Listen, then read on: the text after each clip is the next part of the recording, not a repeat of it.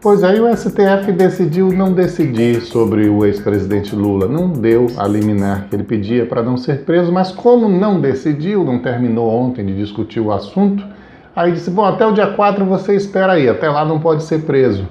Mas antes disso eles passaram horas só para decidir se iam decidir, ou seja, se iam discutir a questão do habeas corpus do ex-presidente Lula. E aí não deu mais tempo, porque um tinha que viajar, porque o outro tinha que sair, não sei porquê. E aí eles não podem ficar até meia-noite, 1h da manhã para terminar a discussão. A grande questão nessa decisão deixou de ser propriamente o ex-presidente Lula.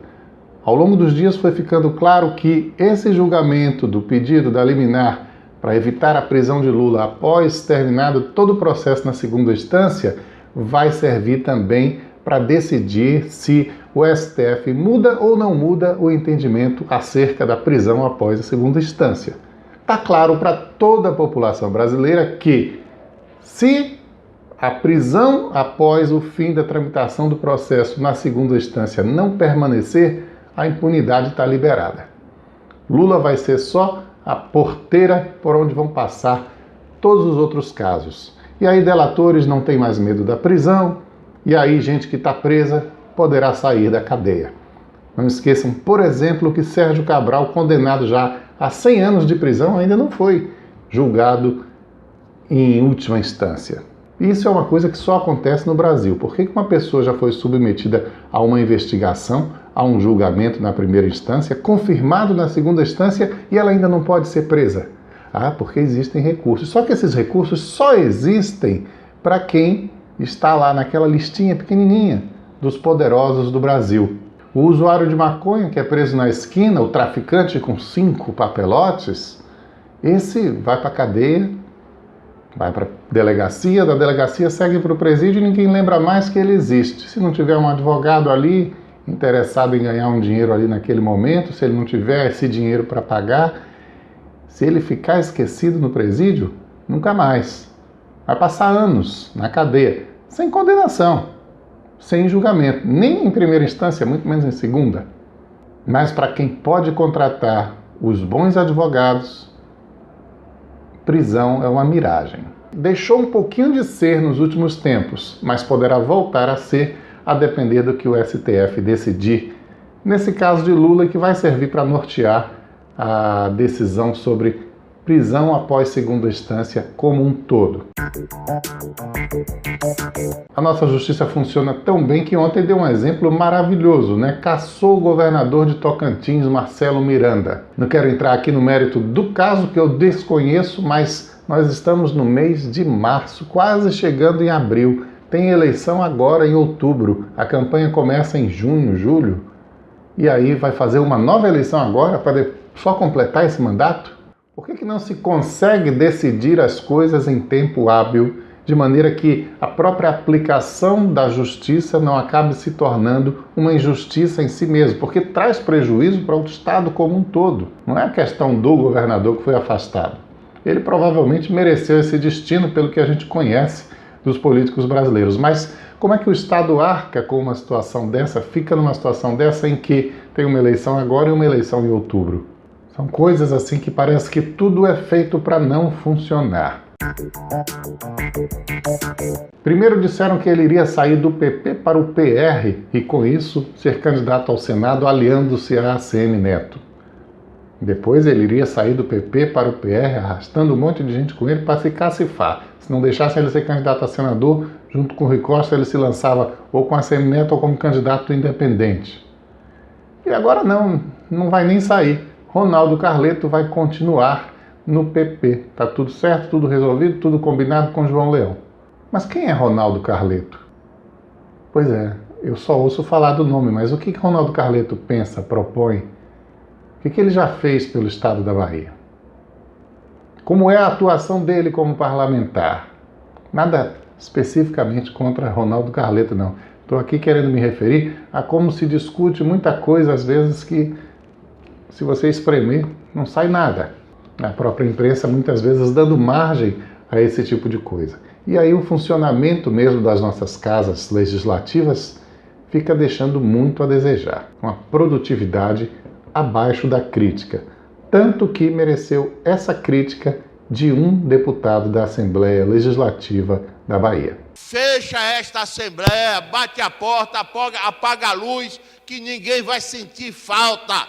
Quem sente falta é o povo da Bahia. Esses 600 milhões dava para fazer um bocado de escola, dava para fazer um bocado de escola. Vossa Excelência corte a voz daquele único que está aqui a protestar, Excelência.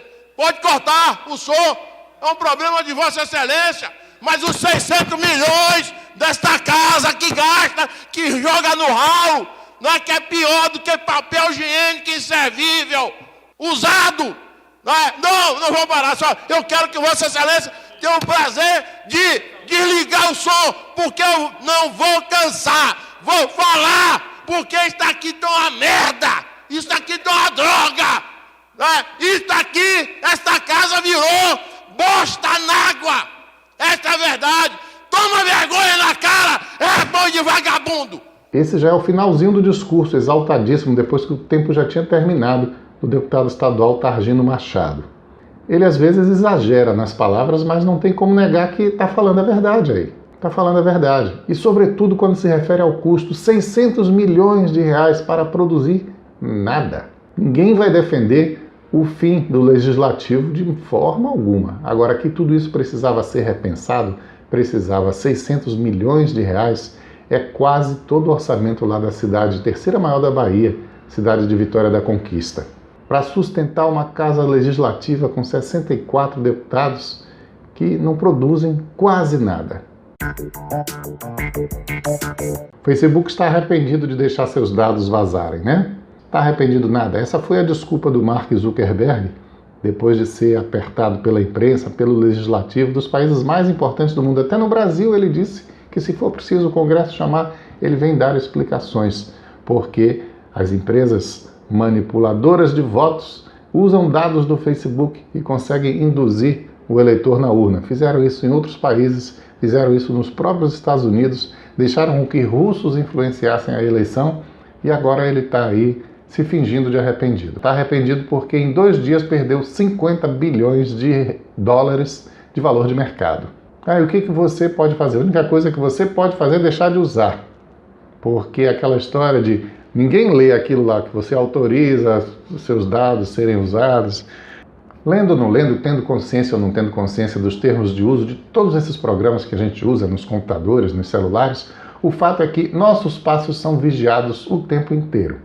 Não existe mais privacidade. As pessoas pensam tolamente que por trás do computador elas podem usar um nome falso e dizer o que elas bem quiserem, caluniar os outros, mas é justamente o contrário. São inúmeros os casos que têm surgido nos últimos anos, mas as pessoas parecem que ainda não se deram conta de que, na verdade, quando a gente usa o computador, tudo fica registrado. Quando a gente sai por aí com o celular, tudo é gravado por onde a gente andou. Não existe privacidade. E saber da vida de todo mundo, dos hábitos, da hora que a pessoa acorda, dos lugares que ela frequenta, o perfil de gastos de cada pessoa, enfim, tudo sobre um número infinito de consumidores, essa é a grande moeda do século XXI. É por isso que eles te dão as coisas de graça, porque em troca eles terão dados que valem muito dinheiro. Eu saio do Facebook, não adianta. De qualquer modo você vai ter um celular, né? De qualquer modo você usa a internet, tudo que você faz ali fica registrado. Não é que alguém está vigiando especificamente Glauco Vanderlei, José da Silva, Maria da Costa. Não é isso. Mas privacidade não existe. E se bobear, se for preciso, monitorar especificamente aquele cidadão X, pode ter certeza de que se dá um jeito também. Não é para ninguém ficar paranoico não, mas é. Então a gente vai ficando por aqui nessa sexta-feira, estaremos de volta na segunda. Um abraço para você e até lá.